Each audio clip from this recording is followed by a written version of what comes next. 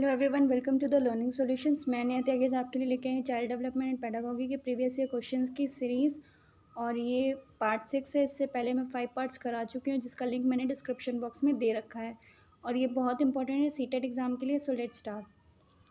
Which one of the following best describes a teacher role. इनमें से कौन सा एक ऐसा विशेषता बता रहा है टीचर के बारे में। Creating a related space where children learn through dialogue and inquiry. एक स्पेस देना बच्चे को जहाँ बच्चा अपनी बात रख पाए और अगर उसको कोई चीज़ समझ में नहीं आ रही है तो वो उसके बारे में पूछ पाए। Teachers most important role in the classroom is to maintain discipline, या सिर्फ बस डिसिप्लिन ही मेंटेन करना है टीचर को क्लास में। Third, a teacher should adhere to prescribe text book, और सिर्फ टेक्स्ट बुक की नॉलेज होनी चाहिए टीचर को। Fourth, completing the syllabus on time, living enough time for revision is important.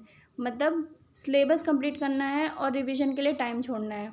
तो यहाँ पे पूछा जा रहा है टीचर के रोल के बारे में, जो बेस्ट डिस्क्राइब करता है टीचर के रोल में। तो टीचर का रोल क्या है कि बच्चे को एक स्पेस देना जहाँ बच्चा अपनी बात रख पाए और उसके जैसे कोई चीज़ उसको प्रॉब्लम है किसी चीज़ को समझने में तो वो टीचर से पूछ पाए, उसको एक स्पेस मिले इस तरीके का। सो इसका आंसर होगा हमारा option number 1। Next question, which one of the following classroom encourages rich learning. कौन सी एक ऐसी क्लासरूम है जिसमें रिच लर्निंग एनकरेज मतलब बढ़ावा दिया जाता है। अ classroom with structured and plan learning driven by a text book content.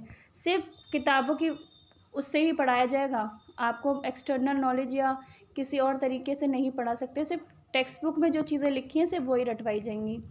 A classroom with a variety of material displayed in the class beyond the reach of the children so that the material lasts longer। Classroom में material provide करें बच्चे को, पर वो बच्चों को ना दिया जाए। मतलब आपकी क्लास में टीचिंग जो मटेरियल है जो बच्चों के लिए है अवेलेबल, उसको आप बच्चों से दूर रख दें, तो ये तो बिल्कुल गलत हो जाएगा। A classroom with open activity corners and a variety of children literature in open shelves accessible any time of the day.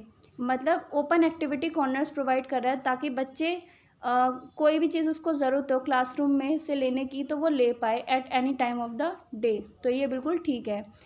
Fourth option, a classroom with neatly organise material in cupboards but out once a week for free play. मतलब एक classroom में आपने material organise करके रख दिया है कपबर्ड में और उसको एक ही हफ्ते में एक बार निकाल लें, तो ये तो बिल्कुल गलत होगा। तो इसका आंसर होगा हमारा option number 3। A classroom with open activity, मतलब एक एक्टिविटी का प्रोवाइड करना बच्चे को ताकि बच्चा कभी भी कोई भी मटेरियल उसको ज़रूरत हो क्लास में तो वो यूज़ कर सके कभी भी किसी भी time. Next question, the national curriculum framework 2005 derives the understanding from. जो NCF 2005 है वो क्या हमें समझाता है। Cognitive theory, second humanism, third behaviourism, fourth constructivism. तो वो हमें रचनात्मक बातों के बारे में बताता है, यानी कि कंस्ट्रक्टिविज्म के बारे में बताता है।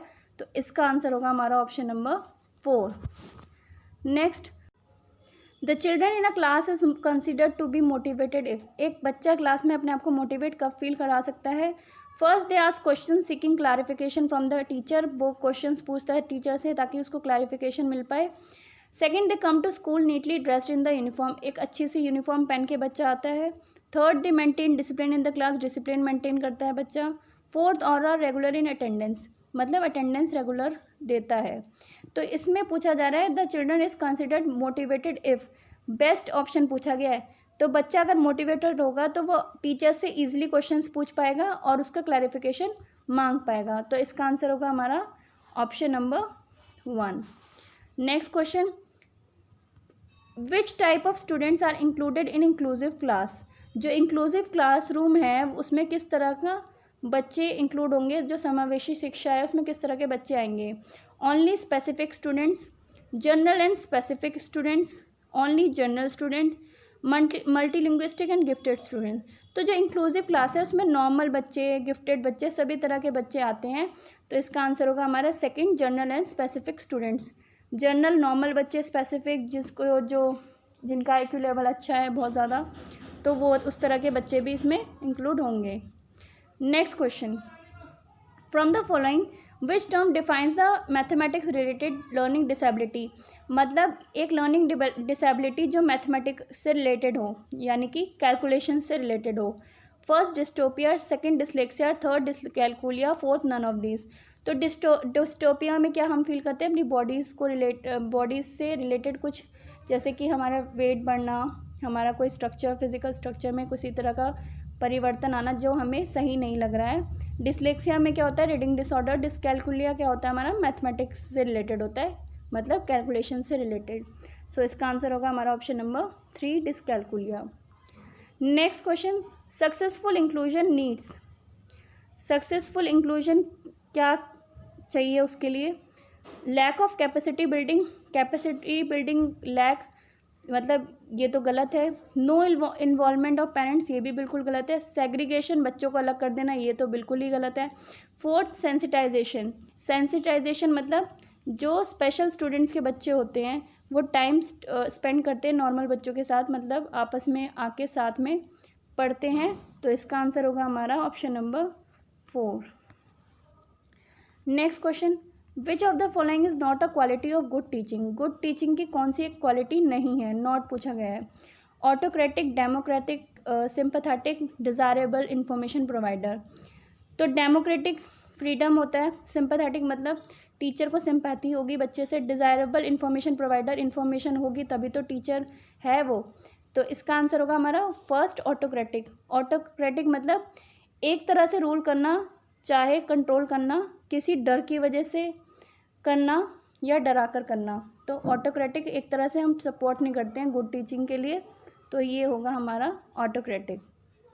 Next, first step of micro teaching cycle. Micro teaching cycle का जो फर्स्ट स्टेप है वो क्या है, फीडबैक, टीचिंग, प्लानिंग, इंट्रोडक्शन। तो माइक्रो टीचिंग क्या होता है, माइक्रो टीचिंग साइकिल में पहले प्लानिंग आएगी, फिर टीचिंग आएगी, फिर फीडबैक आएगा, फिर दोबारा से रीप्लानिंग, रीटीचिंग और रीफीडबैक। तो यहाँ फर्स्ट स्टेप पूछा तो पहले प्लानिंग होगी, तो इसका आंसर होगा हमारा option number 3। Next question, trial and error theory given by. जो ट्रायल एंड एरर थ्योरी है वो किसने दी है, फर्स्ट पैवलव ने, सेकंड स्किनर ने, थर्ड वाइगोस्की ने या थ्रॉन्डाइक ने। तो जो हमारी ट्रायल एंड एरर की जो थ्योरी है वो हमारी थ्रॉन्डाइक ने दी है, तो इसका आंसर होगा हमारा option number 4। Thanks for watching the video, to like and subscribe if you like it. Thank you so much.